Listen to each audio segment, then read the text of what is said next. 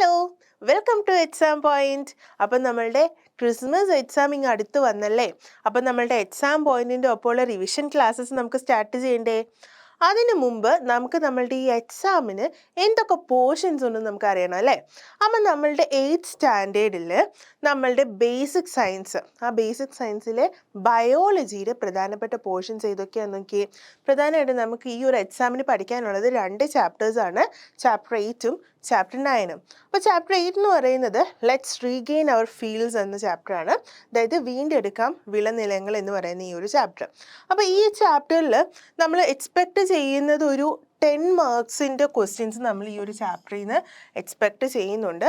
ഇതിനകത്ത് നമ്മൾ മെയിനായിട്ട് പഠിക്കുന്ന ടോപ്പിക്സ് എന്ന് പറഞ്ഞാൽ മൈക്രോബിയൽ ഫെർട്ടിലൈസേഴ്സിനെ കുറിച്ച്, പെസ്റ്റ് മാനേജ്മെൻറ്റിനെ കുറിച്ച്, അതായത് പെസ്റ്റ് കൺട്രോൾ, അതേപോലെ വേസ്റ്റ് മാനേജ്മെൻറ്റ്, അതേപോലെ തന്നെ different types of farming, high tech farming, ഇതൊക്കെയാണ് നമ്മൾ ഈ ഒരു ചാപ്റ്ററിൽ പ്രധാനമായിട്ട് പഠിക്കുന്ന മെയിൻ ടോപ്പിക്സ് എന്ന് പറയുന്നത്. ഓക്കെ, ഇനി മറ്റൊരു ചാപ്റ്റർ എന്ന് പറയുന്നത് ചാപ്റ്റർ 9 ആണ്, വൈ ക്ലാസിഫിക്കേഷൻ, തരം തിരിക്കുന്നത് എന്തിനല്ലേ. അപ്പം നമുക്ക് ഈ 2 ചാപ്റ്ററിൽ കുറച്ച് ടഫായിട്ട് തോന്നുന്ന ഒരു ചാപ്റ്റർ എന്ന് പറയുന്നത് ഈ വൈ ക്ലാസിഫിക്കേഷൻ എന്ന് പറഞ്ഞ ഈ ഒരു ചാപ്റ്ററാണ്.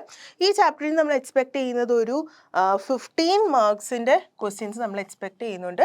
പക്ഷെ നമുക്കത് ഈസി ആയിട്ട് നമ്മുടെ റിവിഷൻ ക്ലാസ്സസിൽ നിന്നൊക്കെ നമുക്ക് നന്നായിട്ട് പഠിക്കാൻ പറ്റും. ഇനി നമ്മൾ പ്രധാനമായിട്ട് നമ്മൾ പഠിക്കേണ്ട ടോപ്പിക്സ് എന്ന് പറയുന്നത് നമ്മുടെ ടാക്സോണമിക്കൽ ഹൈറാർക്കി, അതേപോലെ തന്നെ ബൈനോമിയൽ നോമൻക്ലേച്ചർ, 5 കിങ്ഡം ക്ലാസിഫിക്കേഷൻ, ഇത്രയും ടോപ്പിക്സ് നമ്മൾ നന്നായിട്ട് ഫോക്കസ് ചെയ്ത് പഠിച്ചു കഴിഞ്ഞാൽ നമ്മളുടെ ഈ 8th സ്റ്റാൻഡേർഡിൽ ബയോളജി നമുക്ക് ഈസി ആയിട്ട് പാസ്സാവാനായിട്ട് പറ്റും. ഓക്കെ, അപ്പം നമ്മളുടെ റിവിഷൻ ക്ലാസ്സസിന് വേണ്ടി റെഡി ആയിട്ടിരിക്കുക.